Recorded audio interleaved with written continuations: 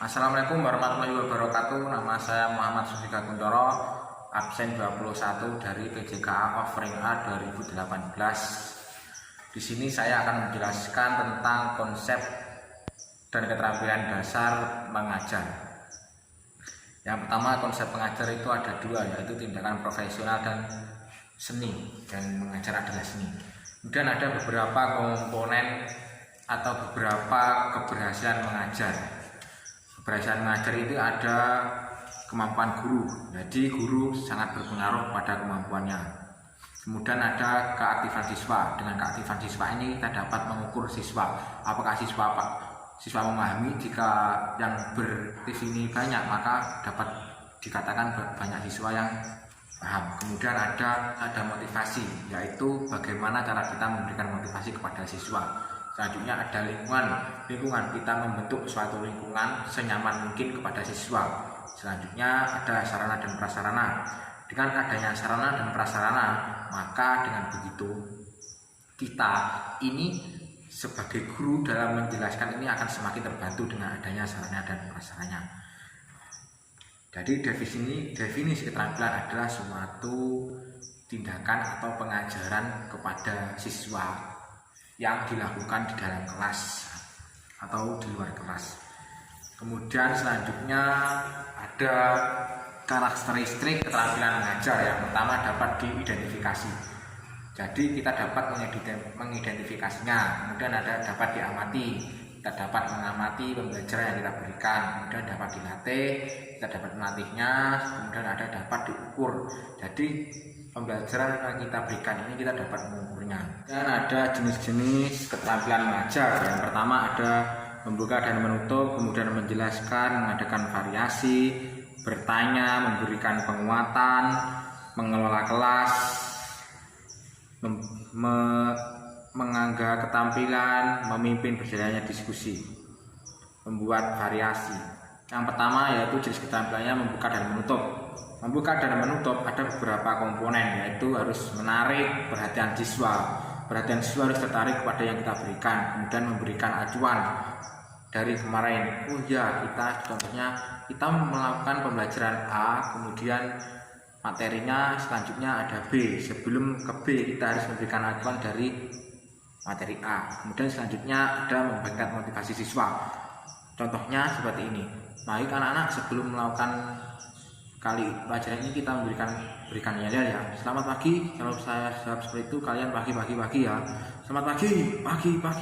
Nah, itu seperti contohnya memberikan motivasi kepada siswa. Kemudian menunjukkan kaitan. Kita memberikan kaitan, yaitu seperti materi A berkaitan dengan materi B ya anak-anak. Seperti itu contohnya. Kemudian selanjutnya ada beberapa komponen menutup. Ya, dalam menutup ini yang perlu diperhatikan yaitu meninjau kembali. Jadi meninjau kembali pembelajaran yang telah diberikan kepada siswa. Kemudian selanjutnya ada memberikan dukungan psikologis, yaitu memberikan penghargaan kepada siswa, atau kemudian selanjutnya mengevaluasi terhadap apa yang telah kita berikan. Selanjutnya ada keterampilan menjelaskan. Keterampilan menjelaskan ini ada beberapa tahapan. Yang pertama penyajian awal. Nah, dari penyajian awal ini kita harus mengkaji. Ini sudah diberikan apa belum materinya. Nah, seperti itu. Kemudian ada nomor 2 perencanaan. Merencanakan sesuatu, yaitu kita harus merencanakan tujuan tersebut terlebih dahulu. Selanjutnya ada persiapan, kita mempersiapkan materi yang akan kita berikan. Selanjutnya ada presentasi yaitu menjelaskan kepada siswa. Selanjutnya ada tahapan menutup. Nah, menutup ini kita harus memberikan yang sebelumnya tadi, memberikan evaluasi dan sebagainya. Selanjutnya ada beberapa komponen menjelaskan, yaitu terstruktur. Bab per subbab harus terstruktur dengan rapi agar mudah dipahami. Kemudian harus jelas perkataan yang kita harus berikan dengan jelas. Kemudian harus ringkas. Dengan ringkas, jelas, terstruktur, dan pastinya akan menarik. Nah, komponen tersebut harus menjadi satu. Nah, selanjutnya hal-hal yang perlu dihindari. Yang pertama ada pandangan. Pandangan kita tidak boleh ke sana ke sini. Pandangan kita harus ke semua siswa. Kemudian ada gerakan. Gerakan kita tidak boleh mundar-mandir. Atau posisi kita tidak boleh di depan saja, kita harus garis samping, nyampe ke belakang, tetapi tidak boleh mundar-mandir. Kemudian ada media, kita tidak boleh mengosongkan media yang telah diberikan, seperti contohnya ada papan tulis. Kemudian yang kedua ada suara kita harus jelas dari belakang agar siswa semua mengerti dan paham. Selanjutnya ada keterampilan bertanya. Keterampilan bertanya ini ada beberapa komponen, yaitu kualitas pertanyaan. Sebelum kita bertanya ini dari sesuatu yang mudah ke sesuatu yang sulit. Kemudian teknik bertanya dasar. Jadi kita bertanya dasar ini dari materi dasar yang kita berikan. Kemudian bertanya lanjut. Dari pertanyaan dasar mereka akan memberikan respon, ya dari situ kita akan memberikan pertanyaan lanjutan. Dari pertanyaan lanjutan mereka akan memberikan respon jawaban dan kemudian kita harus meresponnya kembali. Nah, kita tadi sudah masuk respon jawaban. Selanjutnya ada keterampilan mengadakan variasi. Komponen yaitu contohnya memberikan komponen suara. Keterampilan mengadakan variasi, salah satu komponennya beberapa ada suara, mimik. Nah, suara ini kita harus jelas memberikan suara agar siswa yang ada di belakang juga terdengar, maksudnya yang duduk di belakang. Kemudian ada memberikan mimik bahasa tubuh yang kita berikan, seperti gerakan tangan atau berikan jempol. Kemudian ada jeda. Kita harus bisa menjeda suara kita, kapan kita harus menjeda dan kapan kita harus memberikan tekanan. Kemudian kontak pandang kita kepada siswa harus merata. Selanjutnya ada posisi kita sebaiknya tidak di depan saja, tetapi bisa di kiri, ke kanan atau di belakang, tetapi kita tidak terlalu cepat atau terlalu mundar-mandir. Selanjutnya ada memfokuskan perhatian siswa harus terfokus kepada kita, jadi kita harus pandai-pandai memberikan variasi. Kemudian ada pola media. Nah, dari situ media ini kita memberikannya dengan sebaik mungkin. Terkadang kita harus memberikan video agar mereka lebih paham lagi. Kemudian ada pola interaksi. Sebagaimana mungkin kita harus baik-baiknya memberikan interaksi pada siswa. Selanjutnya ada keterampilan memberi penguatan. Jenisnya ada dua, yaitu verbal dan non-verbal. Yang verbal seperti contohnya memberikan pujian. Oh ya, kamu bagus, kamu baik, kamu seperti itu. Nah, itu adalah contoh yang verbal. Kalau non-verbal memberikan seperti mimik.